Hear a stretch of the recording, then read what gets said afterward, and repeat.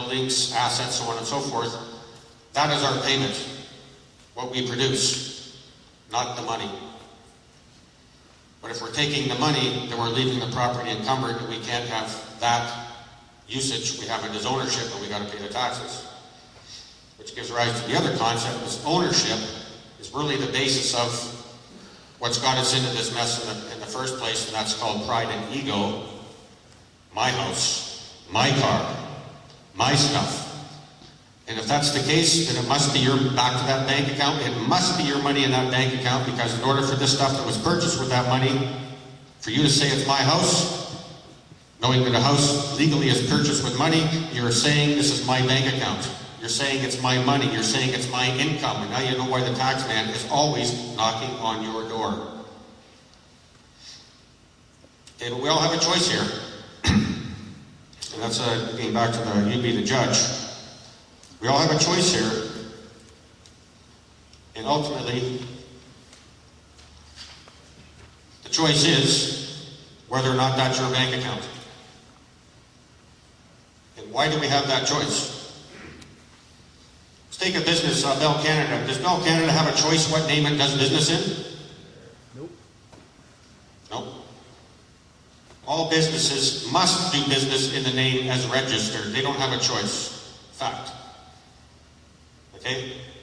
Is there any such law that it pertains to you, sir, that you're aware of?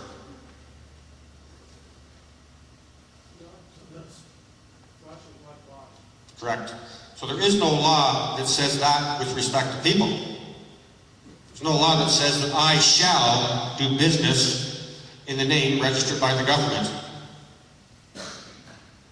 So where corporations must, and businesses must do business in the name that is registered, that rule does not apply to people.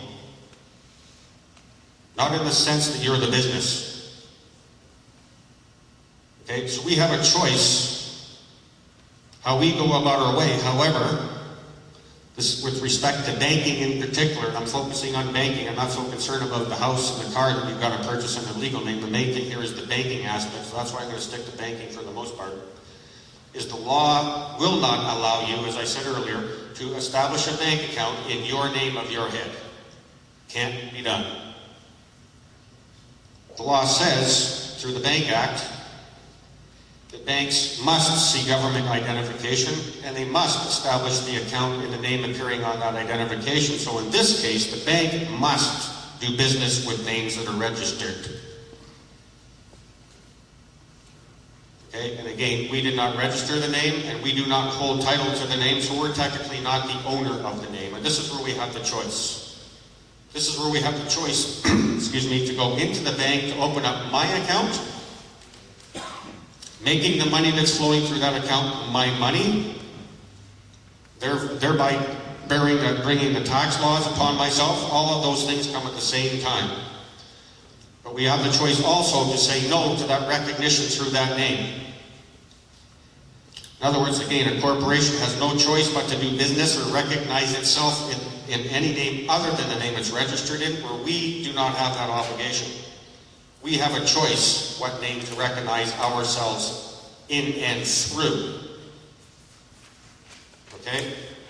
But again, back to banking, the bank has no choice but to establish an account in a legal name that the government, for all intents and purposes, is the owner of.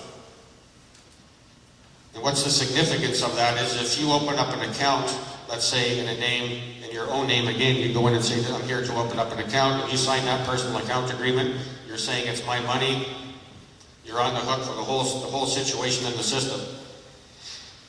But we're not required to be recognized through this name. So we can actually go to a bank and say, yep, I'm here to open up an account in this name that the law requires you to establish an account in. However, the law does not require that I am recognized through this name. And there's zero legislation anywhere out there that says that, doesn't say first off, that this is your name. Doesn't say that. Doesn't say it's your birth certificate. Doesn't say that you shall be recognized through this name if you use this name. And there's no authority in any legislation for even me to recognize you through this name on here. let alone a government agent or any other agent for that matter. There is no authority in law anywhere for anyone to recognize you through this name. However, if you do not dissent or say no, then they're going to presume that you said yes. So if you do not specifically, in my case I went to the bank specifically to establish an account in accordance with the laws, the rules, the regulations, and the intention of Parliament, and the intention of the legislature of the province of Ontario. Also making it clear that under no circumstances am I going to consent to be recognized through the name the account is established in on the basis that I'm the one on the hook to cover the account for the bank. Okay? My friend Wally and I talked about that. And we already knew beforehand that we're going to come up against this barrier to what I just said.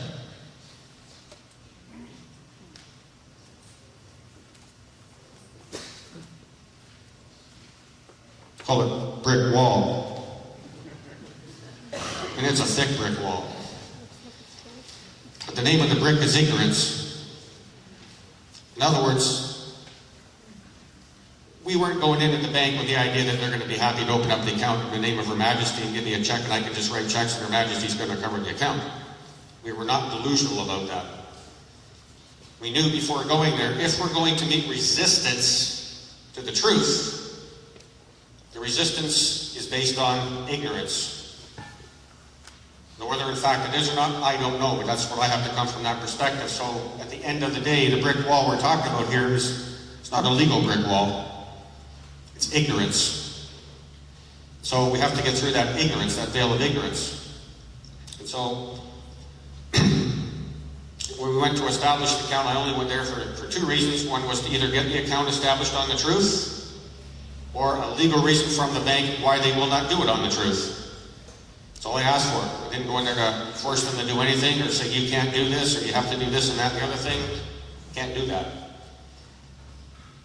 You know, everything is voluntary and you can give people information, they act on it or they don't. The point is that we have to take a recourse action now to knock down this brick wall, which we'll get into later. But the main point is yes, we come up against a brick wall. On every occasion, pretty much, people have had various experiences here, and it's always a brick wall. But we like to see that brick wall as a wall of ignorance. So that's why we say at the end of the day, this is really about love and peace. Because we can choose to fight and resist further and further. We know what that's gotten us to date so far is a lot of death and destruction. It's like a friend said in Quebec there a couple of weeks ago, the human race is the worst of all. When you really think about it, we're nasty though, right? The stuff we do. So we have an ultimate choice here as to how we recognize ourselves before the Matrix. And we are under zero obligation to be recognized through the legal name appearing on any, I don't care what identification you carry in your pocket, whatever you want to call it, social insurance card, driver's license, all of these things. There is no obligation for you to be recognized through that name, and there is no authority in any law for any agent to recognize you through that name. So if they're recognizing us through that name, they got it one way. Anyone know how that is? Consent. We authorize it. We are the authority. Not the law, that's us. We are the authority. Start to focus on that and start to feel it, let it grow inside. Just a second here. I'm in charge of my reality. No one else. The system is not in charge of my reality. Yes, they'll throw all kinds of bait my way. They'll threaten, they'll fear and intimidation, coercion, all of that. Yes, it's all perfectly legal. But we can say no. Or some of you are kind of young, but I remember in the 70s when there was this thing about consent with regards to having sex with a woman. Headlines in the paper, no means no.